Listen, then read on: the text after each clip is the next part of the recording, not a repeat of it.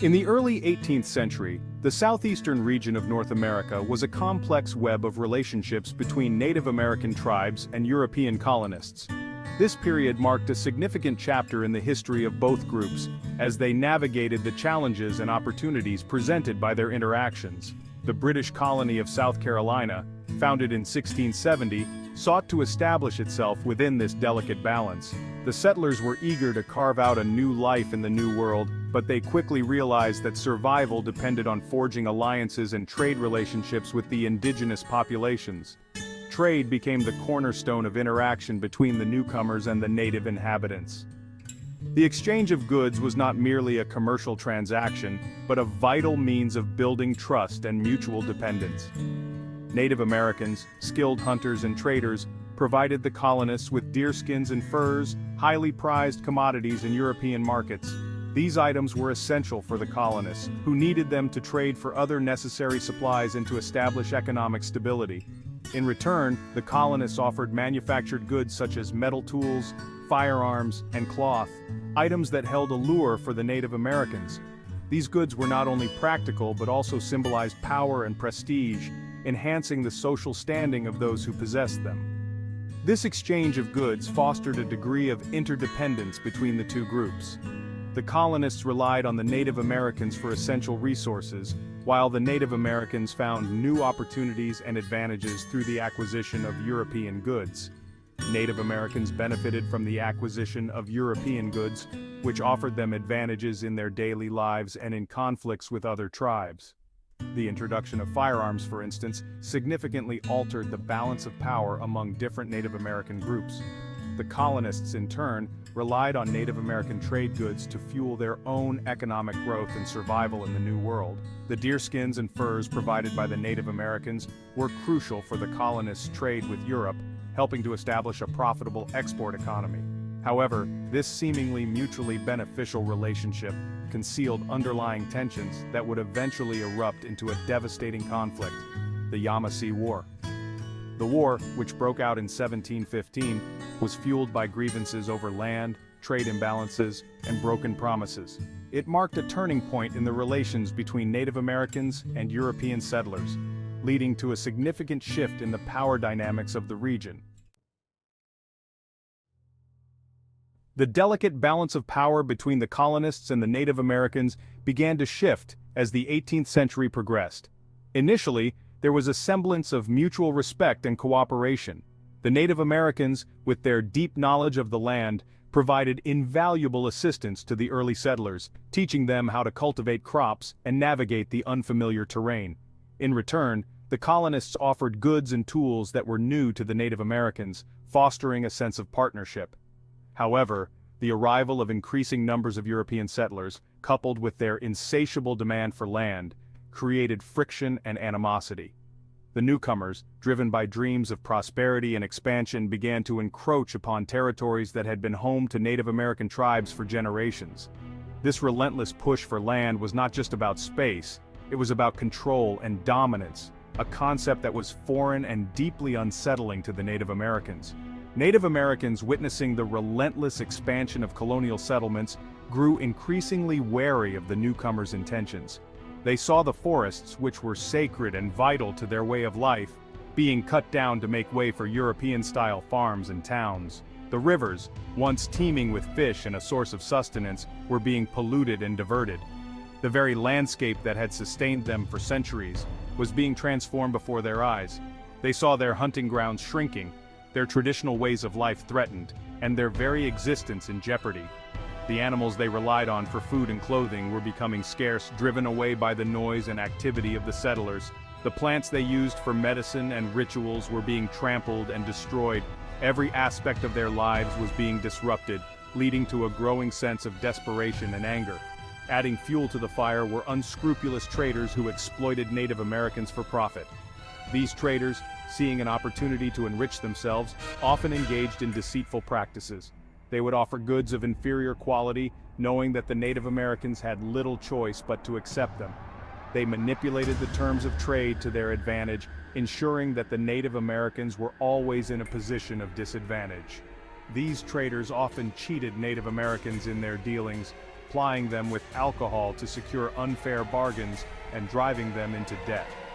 Alcohol, a substance that was largely unknown to the Native Americans before the arrival of the Europeans, became a tool of manipulation. It dulled their senses and made them more susceptible to exploitation. The debts incurred through these unfair trades further bound the Native Americans to the colonists, creating a cycle of dependency and resentment. The Yamasee people, a powerful Native American confederation residing in present-day South Carolina, Georgia, and Florida, felt these injustices most acutely. Our lands were being taken, our people were being cheated, and our way of life was under constant threat. The Yamasee, known for their strength and resilience, found themselves pushed to the brink. The injustices we faced were not isolated incidents, but part of a broader pattern of exploitation and oppression. We had initially been reliable trading partners with the colonists, but we had become increasingly disillusioned and angered by the colonists' greed and dishonesty. The trust that had once existed was eroded by repeated betrayals. The goods we received in trade were often of poor quality, and the promises made by the colonists were frequently broken. This growing sense of betrayal fueled our anger and our desire for justice.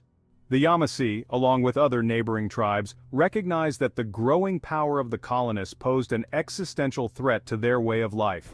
The colonists' expansion was not just a physical encroachment but a cultural and spiritual one as well. The traditions, beliefs, and social structures of the Native American tribes were being undermined by the colonists' relentless push for dominance. As tensions escalated, whispers of rebellion began to circulate among the Native American communities. The elders and warriors, who had long been the protectors of their people, began to speak of resistance.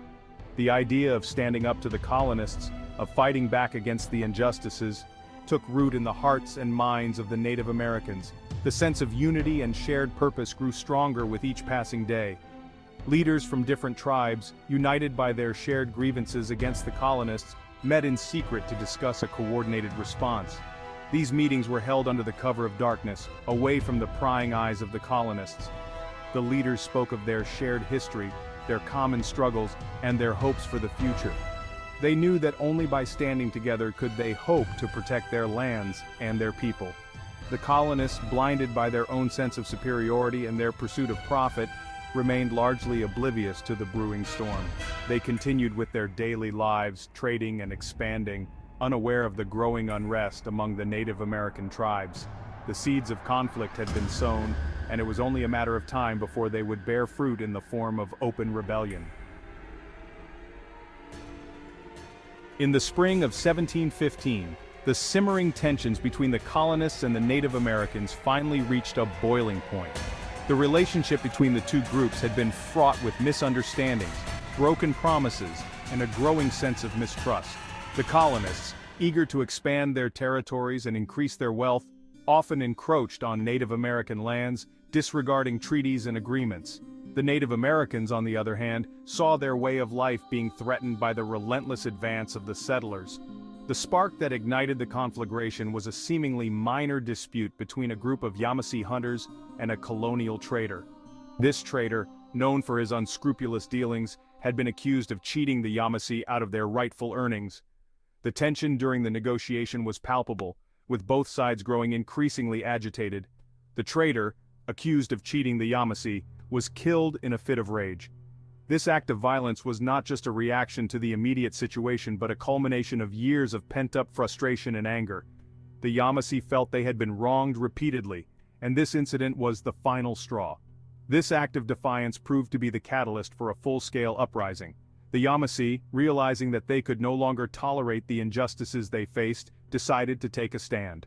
They rallied their warriors and prepared for battle, determined to defend their lands and their way of life. The Yamasee, led by our war chiefs, launched a series of well-coordinated attacks against colonial settlements along the South Carolina frontier. These attacks were meticulously planned, with each warrior knowing their role and the objectives they needed to achieve. The element of surprise was on their side, and they used it to devastating effect. The colonists, taken by surprise and ill-prepared for a sustained conflict, suffered heavy losses in the early days of the war. Their defenses, hastily constructed and poorly manned, were no match for the determined and well-organized Yamasee warriors. The settlers, many of whom had never experienced such ferocity, were thrown into disarray. Plantations were burned, settlers were killed or captured, and panic spread throughout the colony. The once thriving settlements were reduced to smoldering ruins, and the survivors were left to pick up the pieces of their shattered lives. The sense of security that the colonists had once felt was replaced by fear and uncertainty. The Yamasee, skilled warriors with an intimate knowledge of the terrain, proved to be a formidable enemy. They used the forests, rivers, and swamps to their advantage, launching surprise attacks and then disappearing into the wilderness. Their deep understanding of the land gave them a significant edge over the colonists. They employed guerrilla tactics, ambushing colonial patrols and raiding isolated settlements. These hit-and-run strategies kept the colonists on edge, never knowing when or where the next attack would come. The Yamasee's ability to strike swiftly and then vanish made them a constant and unpredictable threat. The colonists, accustomed to fighting European-style battles in open fields, struggled to adapt to the Native Americans' unconventional warfare. Their rigid formations and traditional tactics were ill-suited to the dense forests and rugged terrain of the frontier. The colonists found themselves outmaneuvered and outmatched at every turn.